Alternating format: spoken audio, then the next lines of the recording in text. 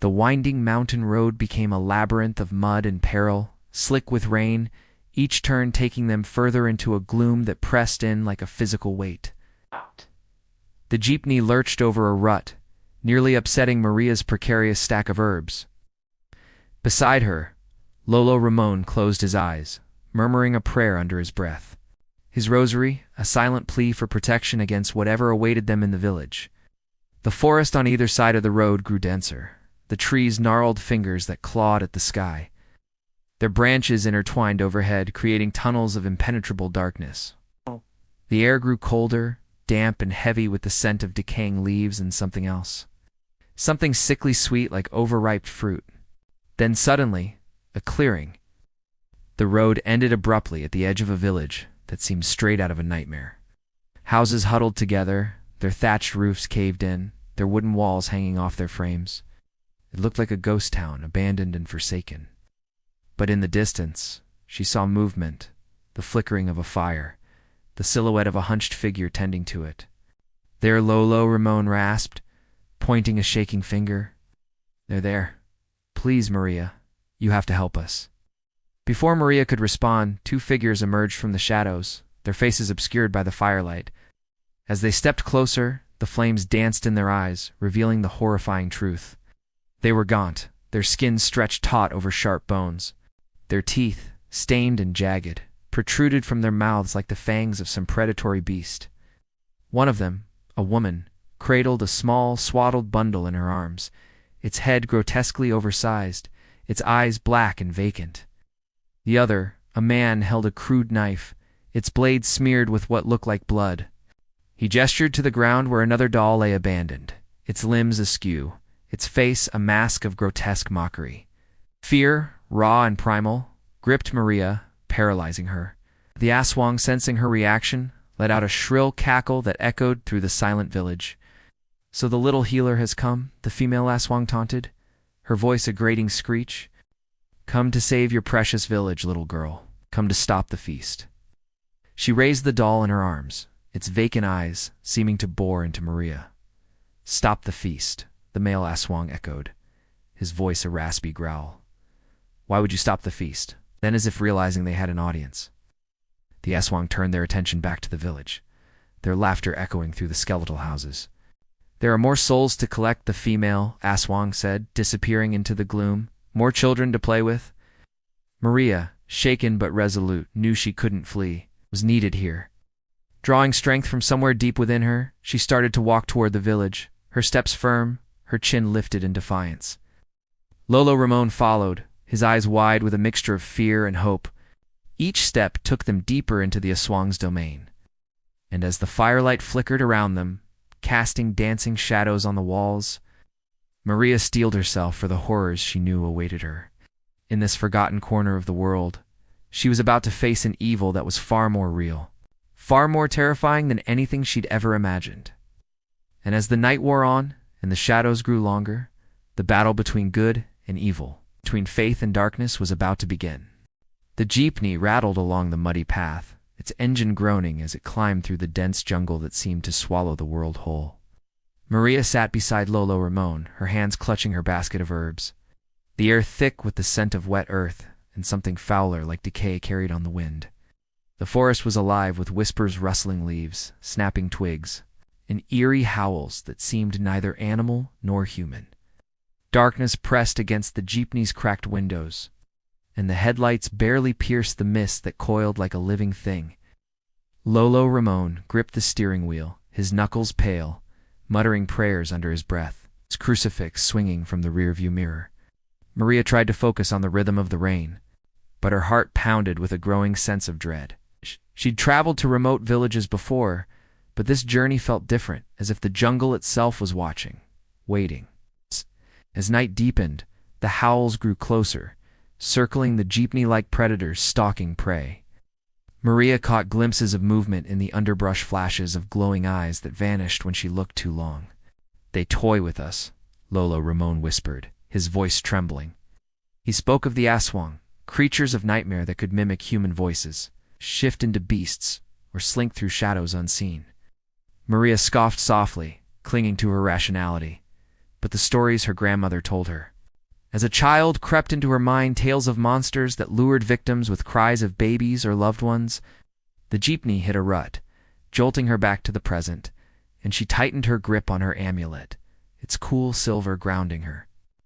Hours passed, the road growing narrower, the trees closing in until their branches scraped the jeepney's sides like claws. Maria's unease grew as she noticed strange marks on the tree trunk's deep gashes. Too precise for nature, smeared with a dark viscous substance that glistened in the headlights. Lolo Ramon's prayers grew louder, more frantic as the engine sputtered, threatening to die. Just as dawn's first light bled through the canopy, they reached the village, a cluster of bamboo huts perched precariously on a hill, shrouded in an unnatural silence. No dogs barked, no roosters crowed. The air was heavy with the stench of rot, and Maria's skin prickled as she stepped out, her boots sinking into the mud. Villagers peeked from their huts, their eyes hollow with fear, and Maria realized this was no ordinary sickness. She followed Lolo Ramon down a narrow path, the villagers parting before them. Their faces were etched with terror, their whispers like dry leaves skittering in the wind. "We tried to stop it," one woman rasped, gesturing to the huts with wide, fearful eyes. But it was too late. The huts were small, barely offering shelter from the elements. Some had collapsed entirely, revealing dark, gaping holes where walls should have been. "What happened here?" Maria asked, her voice echoing in the oppressive stillness. An old man with a white beard that reached his knees shook his head slowly, his gaze distant. "It came for our children," he croaked, his voice like rustling leaves. "It took them in the night, one by one." Maria felt a chill crawl up her spine, realizing the truth. This was no ordinary village. This was the edge of the world, where the veil between the living and the dead was thinnest, where the legends whispered around campfires became horrifyingly real. Here the darkness thrived, preying on innocence and fear. Maria's grandfather had warned her about places like this, about the monsters that lurked in the shadows, waiting to devour hope itself. But she'd never believed him, not truly. Because how could you believe in things you couldn't see? How could you trust stories that existed only in the flickering light of a dying fire? She thought she'd left all that behind, the superstitions, the myths, the chilling tales that made your blood run cold. But now, standing in the heart of this nightmare, surrounded by the tangible evidence of unspeakable horrors, she understood. This was the price of progress, the cost of venturing too far into the unknown. Now, armed with nothing but her wits and a desperate hope, she must navigate this treacherous world. Confront the darkness that threatens to consume everything in its path. And all the while, she must hold on to her humanity, because if she doesn't, the monsters will claim her too. What is this thing? What has been happening to the children? Maria stepped into the clearing, the last rays of sun painting the jungle in hues of blood orange. The forest held its breath. Even the wind seemed to cower behind the trees. A chill snaked down Maria's spine. How could so much evil fester in such a small space? The trees were young here, their trunks slender, yet their branches twisted into gnarled claws that scraped the sky. Vines as thick as pythons choked them, their leaves withered and dry, rustling like whispers. Overhead, the canopy was a patchwork of torn leaves and tangled vines, hiding whatever monstrosity lurked within. 5 nights ago, the villagers' terror had peaked. 5 children had disappeared. Shrib was soaked in blood. But there was no sign of forced entry, no struggle, just the horrifying spectacle of blood that seemed almost fresh still. And tonight, the creature called to her. The villagers wanted her to go after the children, but what could she do? Their only weapons were machetes and clubs. Against whatever evil lurked in those woods, even the bravest warrior would turn back. Yet something compelled her forward. Perhaps it was the memory of her grandmother, the last of the healers, or maybe the desperate hope in the villagers' eyes. But as Maria moved deeper into the forest, the jungle seemed to close in around her. Thorny vines lashed out, catching her clothes, ripping at her skin. Jagged rocks tore at her feet. But she pushed on, adrenaline masking the pain. She was a healer, not a warrior, and her skills lay in mending bones and soothing fevers, not battling demons. But there was no turning back. She had seen the fear in the villagers' eyes, heard the despair in their voices. She was their last hope, and she wouldn't fail them. Suddenly, the forest opened into a small clearing, and in the center stood an ancient tree, its roots gnarled and bare, reaching out like skeletal fingers. Beneath it lay a crude altar fashioned from a flat stone, and on it a single flower, white and withered, pulsed with an eerie, otherworldly light. The clearing hummed with power, a vortex of dark energy that made Maria's skin crawl. Her hand instinctively went to the silver dagger hidden under her skirt. It was a simple tool, more suited to harvests than battle, but it was all she had. As she cautiously approached the altar, the flower pulsed brighter, bathing the clearing in its cold, sickly light. A low growl rumbled in the forest, vibrating in the very core of Maria's being. Fear threatened to overwhelm her, but she pushed it down. For the villagers, for herself, she had to be brave. As she reached out to touch the flower, the growl intensified, and from the shadows a pair of glowing eyes emerged. Then another and another, dozens of eyes, all focused on her, all filled with an alien hunger. Fear turned to ice in her veins. She had stumbled into a trap. Whatever evil lurked here had lured her with the promise of answers, and now it was closing in for the kill. Maria whirled around, her dagger raised. The eyes glinted, and from the darkness, a multitude of chittering voices rose. She was surrounded. Maria screamed, her voice echoing in the vast darkness. She fought, her dagger flashing in the eerie light, but it was a losing battle. The clearing grew darker, the voices louder, and Maria knew she wouldn't escape this night unscathed. Whatever evil thrived in this forest had claimed another victim. And soon, the villagers would have to face the darkness without their healer, without Maria. The night is darkest before the Aswang comes. It's the saying we used to hear when we were kids. Never listened, of course. Who does when they're 10 years old? But one night, my best friend Maria decided to prove the old wives' tale wrong. It all started when 3 children went missing in our village. One was my little brother, Joseph. Another was Maria's little sister, Elena. And the third was Teresa, who lived on the other side of town with her parents. All 3 of them disappeared within a week, and each time the same thing happened. They vanished after sunset, and their houses were always neat and tidy. No signs of a struggle, no footprints leading away from the house, nothing. It's like they'd evaporated into thin air.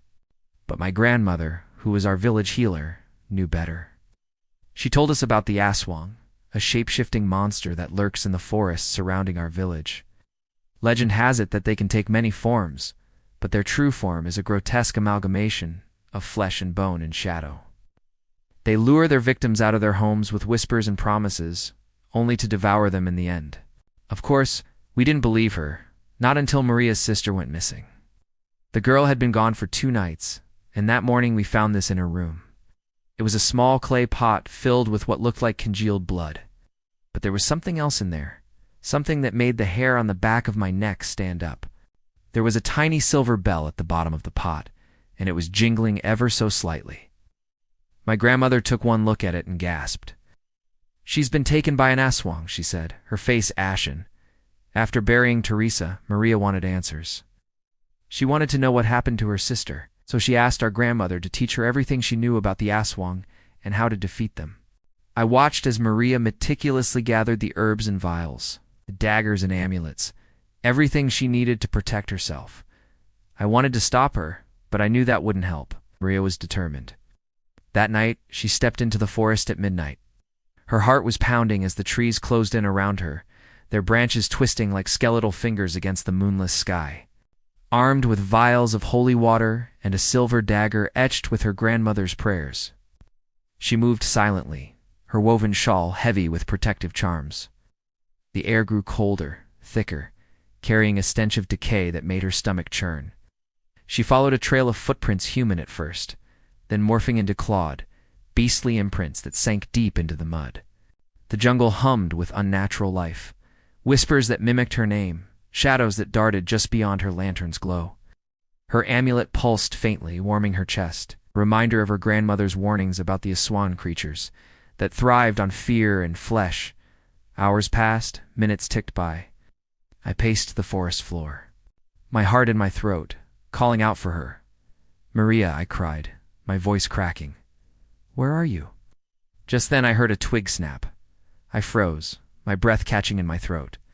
A figure emerged from the shadows, and my blood ran cold. It was Maria, but her eyes were vacant, her movements stiff. And then she opened her mouth, and I saw the glistening fangs hidden within. In a flash, she lunged at me, her eyes burning with an otherworldly light. I screamed, scrambling back as she advanced, her laughter echoing through the trees. I tripped over a root, falling to the ground, my back hitting the hard earth. Maria loomed over me, her features twisted into a grotesque parody of a smile. "You're too late," she hissed, her voice a venomous whisper. "One of them now." And with that, she vanished into the darkness. I sat there for a moment, stunned and horrified, as the forest came alive with the sounds of the Aswang. Their laughter echoed through the trees, and I could feel their presence all around me, watching, waiting. By the time I reached the village, dawn was breaking, but the encounter had shaken me to my core.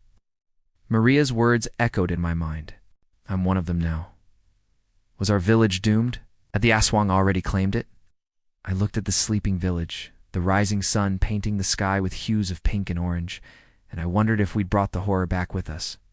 My faith in my herbs and chants, and our traditions and beliefs wavered, and as I walked among the villagers, I couldn't help but feel their eyes on me, wondering if I, too, had become one of them. Maria staggered back to the village at dawn. Her clothes were torn. The Aswang's chilling promise, "You'll join us soon," echoed in her mind like a curse. The bamboo huts stood silent, but the air buzzed with tension, as if the village itself sensed the evil she'd faced. The villagers, already fractured by fear, gathered in the square. Their whispers turned to accusations. "She brought it back," one man hissed, pointing at Maria. His eyes were wild. "She brought the evil back." Others nodded, clutching garlic wreaths. Their faces, once warm and welcoming, now seemed alien. Their trust crumbled to dust. Maria tried to calm them, her voice steady, despite the dread gnawing at her insides. She lit incense, its sharp scent meant to reveal hidden evils, and began a ritual, chanting prayers her grandmother taught her. The smoke curled upward, carrying her pleas to the heavens. For a moment, the crowd's panic eased. Their faces softened under her healer's aura, the scent of sage and mint momentarily driving out the lurking fear. But then, Lolo, Raymond's wife, Clara, collapsed. Her body convulsed on the dirt, her face contorted in pain. Maria rushed to her side, sprinkling holy water. The liquid shimmered, but Clara's eyes snapped open, glowing an unnatural yellow. Her mouth unhinged, revealing rows of needle-sharp teeth, and a guttural snarl escaped her throat. "Dee, you've come to our feast," she spat, her voice no longer human. The villagers screamed, scattering as Maria's instincts kicked in. She drew her silver dagger, its blade catching the morning light, and plunged it into Clara's chest. Black ichor sprayed, sizzling on the ground, confirming the horror. Clara was no longer herself. An Aswang had taken her form. Ramon fell to his knees, sobbing, his crucifix clattering away, useless against the truth that his wife had been corrupted. The crowd's fear turned to chaos, neighbors accusing each other, tearing garlic from doors to point fingers. Maria's heart sank. She looked at the silver dagger dripping with black ichor in her hand. She realized the nest wasn't just in the forest, it had seeped into the village. Feeding on trust, turning kin into predators, she tried to restore order, her voice hoarse from hours of chanting. But the villagers' paranoia was a fire she couldn't douse. They'd lost too much, their loved ones, their faith in each other, their very sense of safety. Fear twisted their faces, making monsters of decent men and women. Then a small voice piped up. It was Lolo Raymond's granddaughter, Lee. Clutching a drawing, she pushed through the crowd, her eyes wide and serious. "Look," she said, her voice trembling. She held up the picture. It was a drawing of the village, but one house was circled with menacing lines.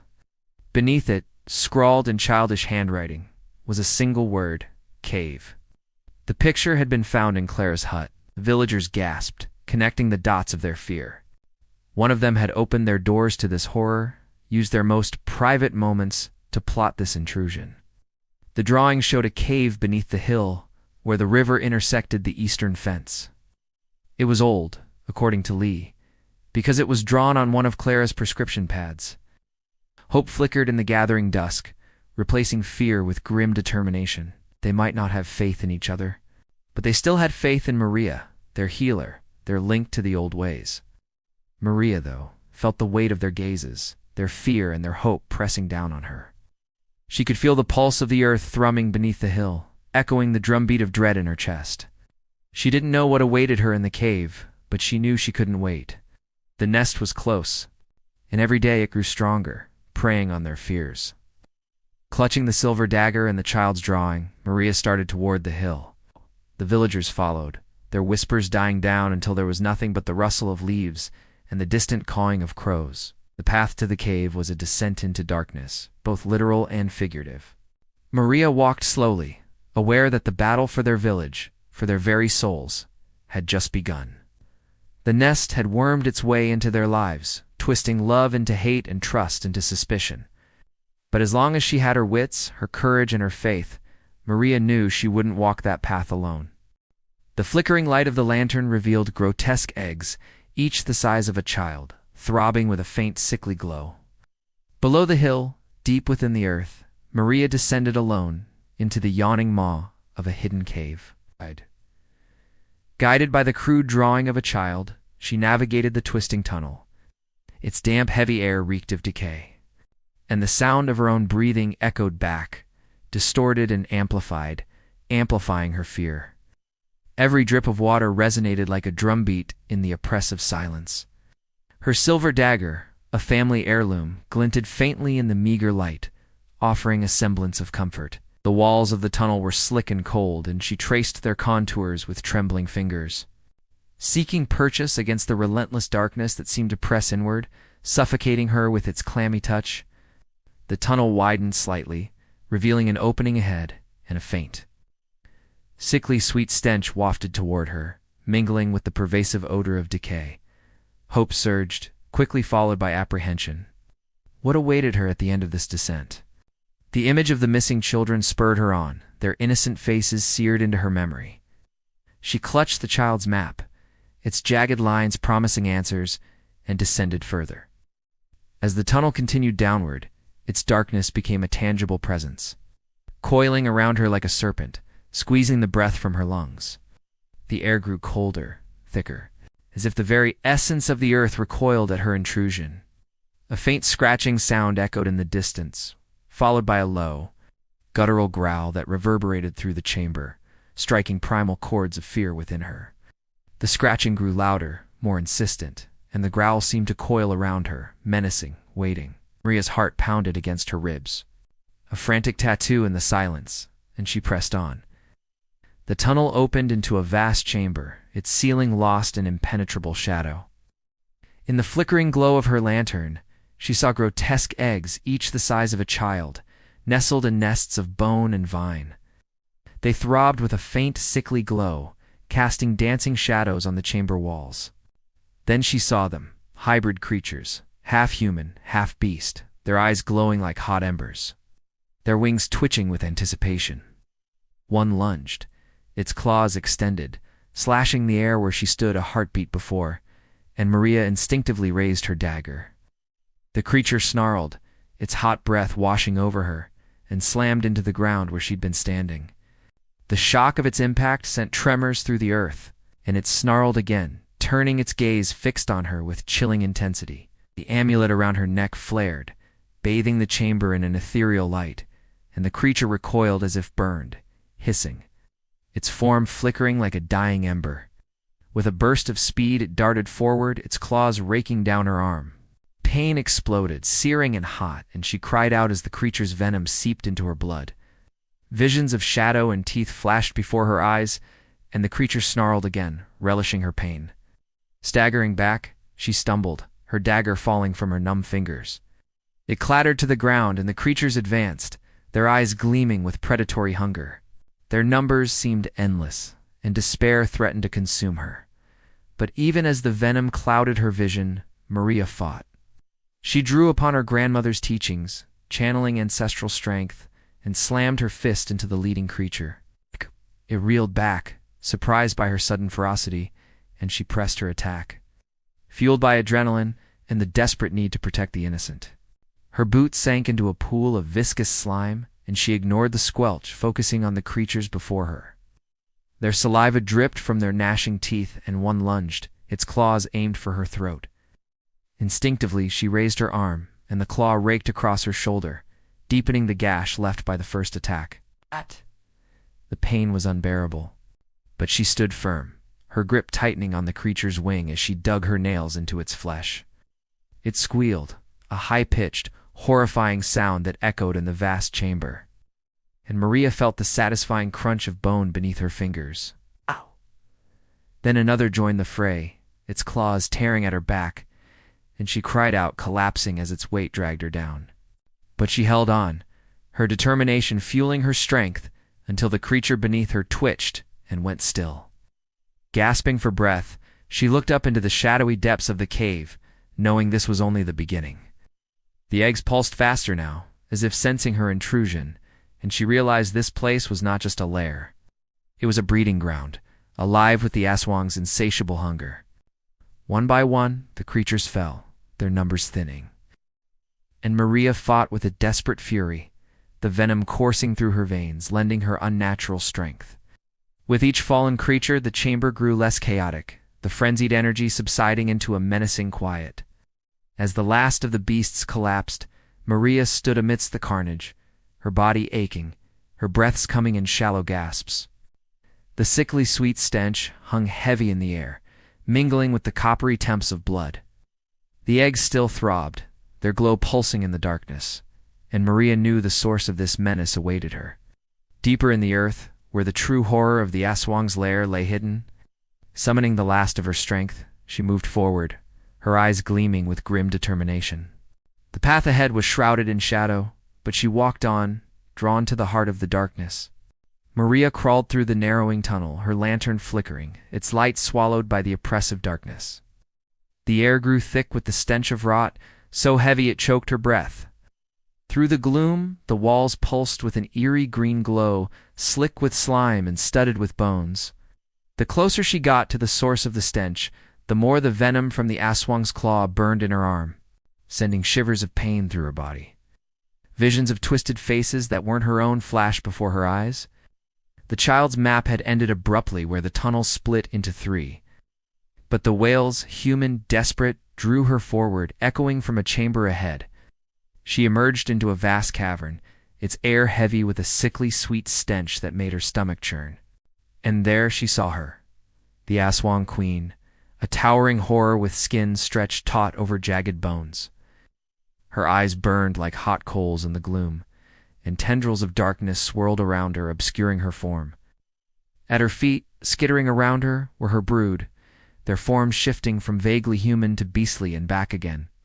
They hissed and snapped, guarding rows upon rows of pulsating eggs that lined the walls of the cavern. The queen turned, sensing her approach, and a predatory smile split her pale lips. "Healer," she purred, her voice a seductive venom that coiled around Maria's mind. "You're like her, my sister, the old healer who thought she could stop us." The words struck Maria like a blade. She knew her grandmother had been a healer, but the old woman had spoken in riddles, warning her of a darkness that craved life force, a darkness that slept beneath the earth.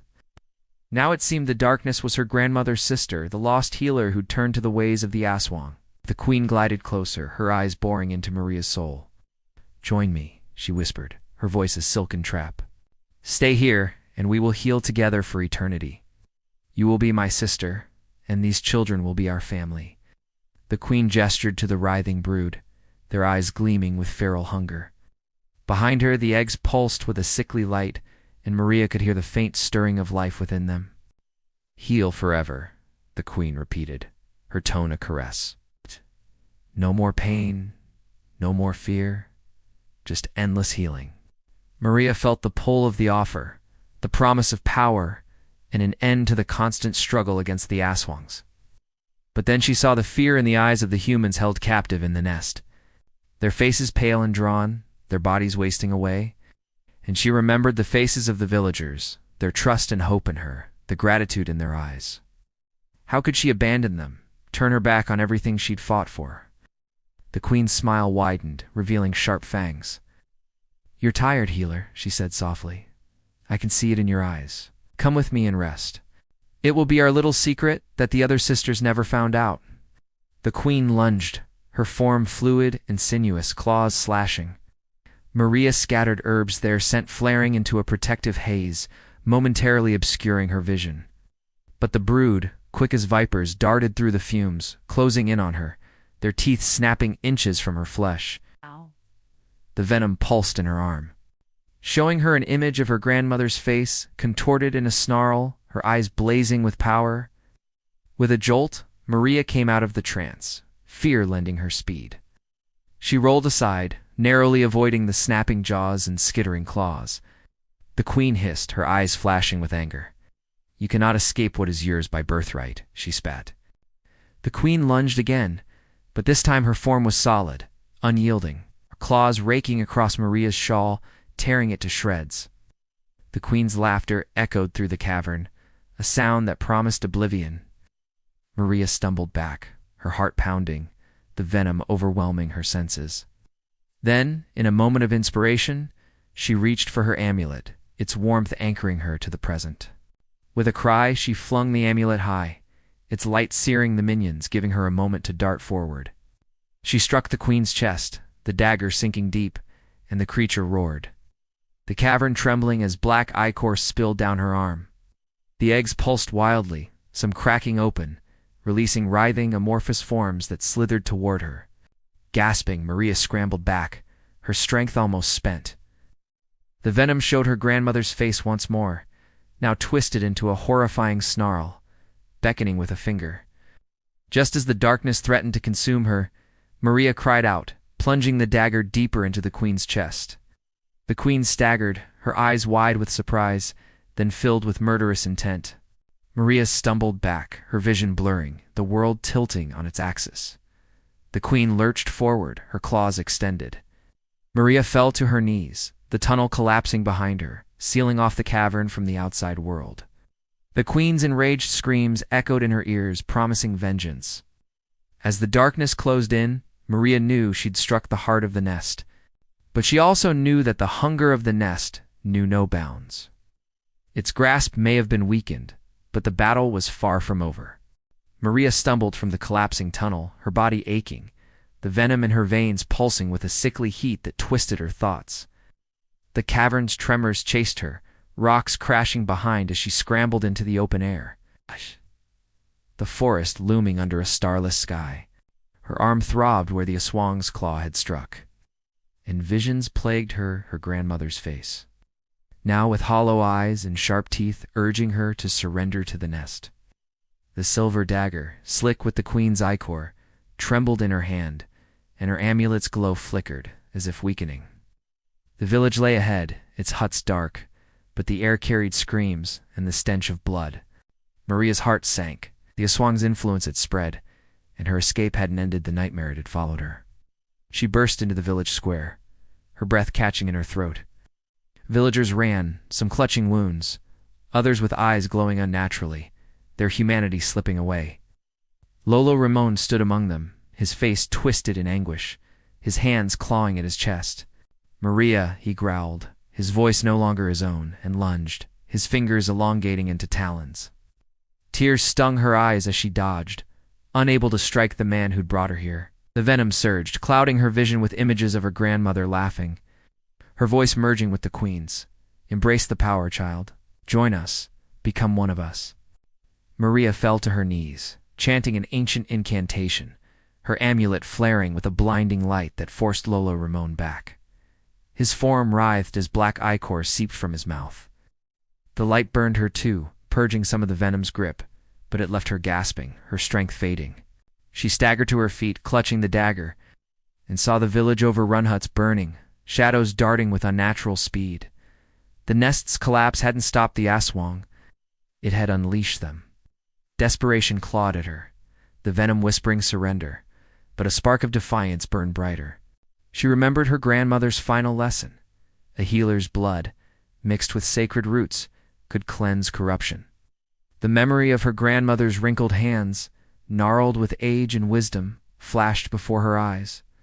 Maria stumbled into a ruined hut, searching for the fabled blue orchid, her fingers brushing against dry leaves and dirt.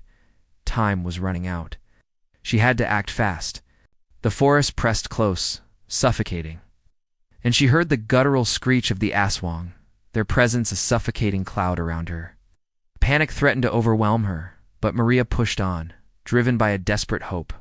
She emerged from the hut, clutching a single blue orchid, its petals shimmering with otherworldly light. Adrenaline surged through her veins as she crushed the flower, releasing its heady fragrance and potent sap. She tore at her skirt, binding the wound on her arm where the aswang had struck. The venom pulsed, sending a searing pain through her, and she cried out, dropping the dagger. The forest watched, silent and expectant. As Maria gathered the precious ichor, her hands trembling, her resolve hardening. With trembling fingers, she mixed her own blood, drawn with a trembling cut, to the blue orchid sap. The elixir glowed, a beacon of hope in the encroaching darkness. The taste of copper and the forest floor filled her mouth as she drank, the liquid fire purging her veins. She gasped. The forest sounds receding as clarity returned. But the peace was shattered by a blood-curdling scream. Maria whirled around to see a monstrous aswang advancing, its eyes blazing, its claws extended. Fear threatened to paralyze her, but then the memory of her grandmother's resolute eyes, the stories of courage and resilience ignited a fire within her. Maria rose, her gaze unwavering. She snatched up her dagger, its silver surface glinting in the faint moonlight. As the aswang lunged, Maria danced back, adrenaline fueling her movements. She slashed, the dagger singing through the air, finding its mark, burying itself deep in the creature's chest. The aswang recoiled, its claws scraping against the earth, and let out a final screech as it crumbled to dust. Gasping for breath, Maria stood amidst the ruins of the village, the scent of decay heavy in the air. Dawn was breaking, painting the sky with hues of purple and orange. But the beauty of the sunrise couldn't penetrate the darkness that had fallen over the village. Every hut was in ruins, every soul tainted by the aswang's curse. Tears streamed down Maria's face as she realized the magnitude of her loss. She was the last, the sole survivor of a massacre. The forest rustled, and for a moment she thought she wasn't alone. Hope flared, only to be extinguished by the sight of another monstrous aswang emerging from the trees. It snarled, revealing rows of sharp fangs. This was the Alpha, the leader of the pack, and in its eyes, Maria saw her own reflection, twisted and corrupted. It lunged and she instinctively dodged. The battle for her life, for the remnants of her humanity, had begun.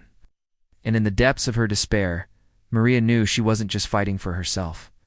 She was fighting for the souls of her people, for the memory of her grandmother, her Lolo, and for the hope of a dawn that might never come. It's been 2 days since Maria dosed the entire village with the elixir. 2 days since she'd watched them burn away their humanity, turn into monsters under the light of the crimson moon. The elixirs dulled the aswang's hold over them, but it hadn't banished it.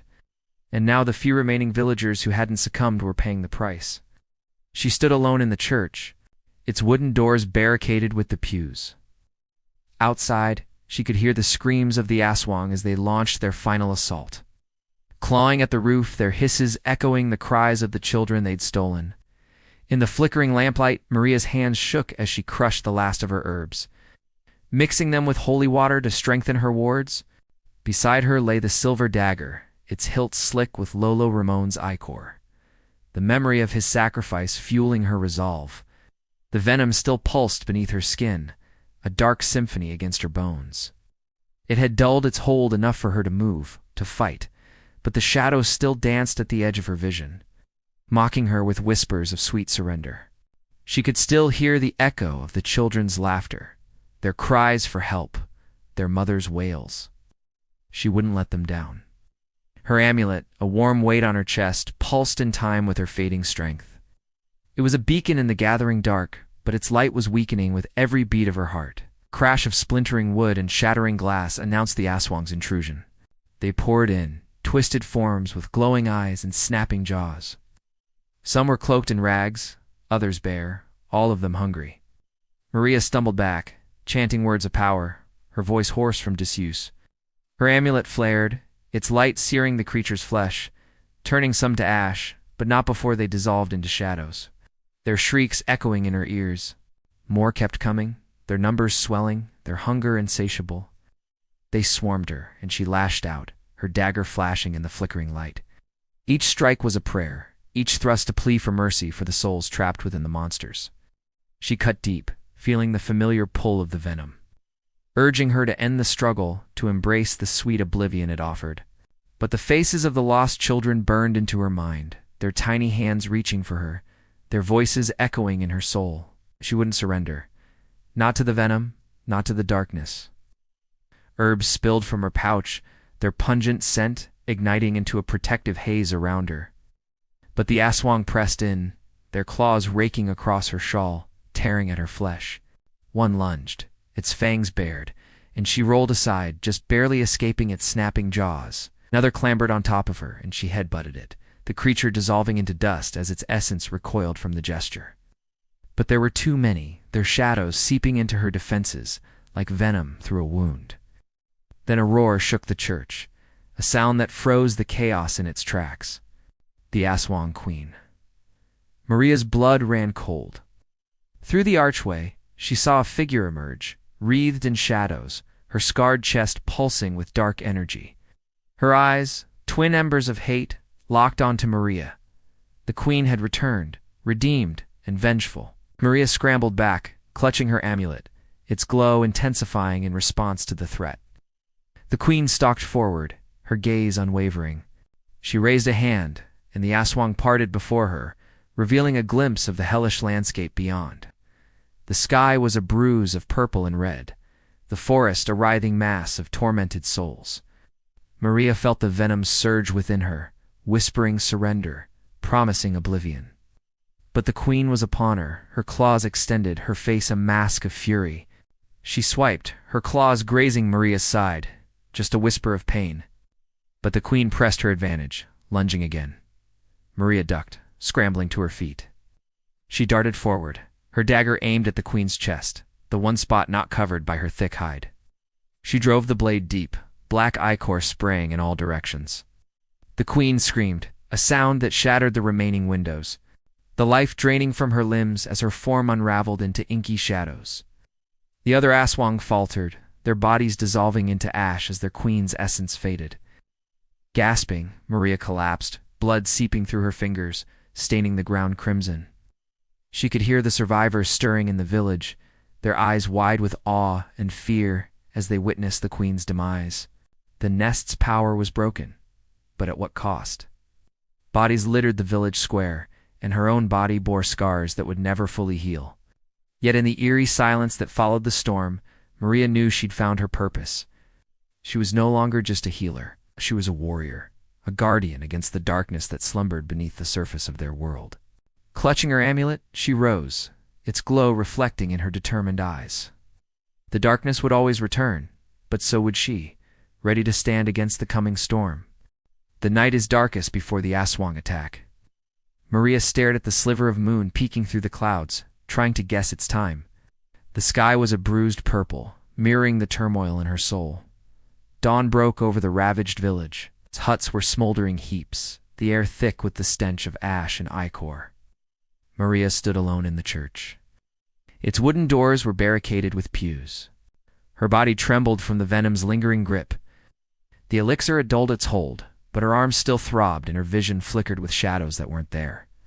Outside, screams pierced the morning. It was the chorus of hell.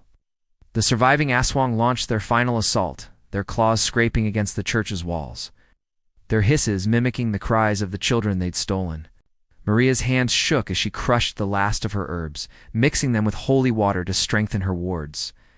The silver dagger lay beside her, stained with Lolo Raymond's ichor, a reminder of the cost of survival. Her amulet pulsed weakly. Its power faded with her strength, but she refused to surrender. The church was their last sanctuary, her people's last hope. She wouldn't let it fall. The Aswang battering ram splintered, showering wood and stone. The first creature to breach the barricade was a dog-like Aswang, its eyes glowing red embers in the gloom. It snarled, bearing fangs dripping with saliva. Before it could lunge, Maria flung a vial of holy water. The liquid sizzled on the creature's fur, turning to ash that drifted on the wind. Two more ASWANG'S slipped through the gap in the door, their twisted features contorted in rage. One lunged, its claws raking across Maria's shawl. She cried out, scrambling back as the creature's hot breath washed over her, smelling of decay and a hunger that chilled her to the bone. She brought her dagger up in a desperate lunge, burying it deep in the ASWANG'S chest. Its eyes widened in surprise, then filled with hatred before dissolving into dust. The third ASWANG was upon her before she could draw her dagger, slamming her to the ground with a force that knocked the breath from her lungs. She rolled away, scrambling back as the creature loomed, its claws extended, its eyes glittering with triumph. Maria scrambled to her feet and threw handfuls of holy water, which sizzled on the ASWANG's skin, momentarily halting its advance. She used the distraction to pour a vial of holy oil over the altar, creating a wall of fire between them. The ASWANG recoiled, hissing as it backed away from the flames. The church echoed with the screeches of the dying ASWANG, their bodies dissolving into ash as they fled. Outside, the remaining ASWANG regrouped, their shadows stretching long and distorted in the pre-dawn light. Their queen was among them, her form a grotesque parody of a woman, her chest a mass of pulsating tumors, her eyes burning with dark power. Maria watched in horror as the queen raised her arms, tendrils of black energy snaking down her arms. With a flick of her wrist, she unleashed a bolt of dark energy that crashed through the church's roof. Shards rained down around Maria as she fell to her knees, shielding her face. When she dared to look up, she saw the queen striding toward her, her eyes blazing with triumph. Maria clutched her amulet, its faint glow the only light in the suffocating darkness. Her healer's heart was breaking, but the warrior within her refused to yield. She scrambled back, her dagger held high, her voice hoarse as she chanted an ancient prayer. Her entire being focused on the creature before her. The moment stretched, every fiber of Maria's being, screaming at her to flee, to hide, to surrender. But she stood her ground, her gaze locked onto the queen's, her resolve hardening with each step the creature took. Then the queen was upon her, her claws extended, her eyes burning with the promise of torment. Maria's breath hitched, her muscles tensed, and with a desperate surge of adrenaline, she lunged.